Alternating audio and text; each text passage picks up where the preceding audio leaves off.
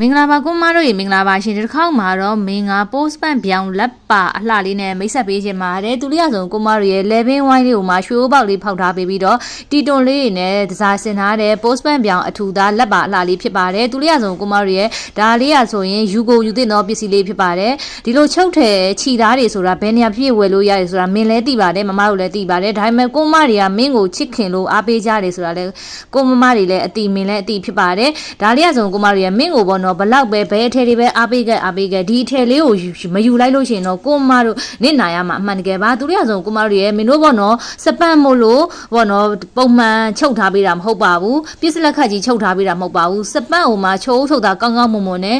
post ban ပြောင်းအထူသားအီလေးကိုမှတေချာလေးချုပ်လုပ်ထားပေးတာပါဒီပစ္စည်းလေးကိုမရလို့ရှင်တော့ကိုမတို့ရှေ့မှာဘလောက်ပဲဝယ်ခဲ့လုံးဝမတန်တော့ပါဘူးသူတို့ရဆုံးကိုမတို့ရဲ့ site စုံလေးလည်းချုပ်ထားပေးပါတယ်3840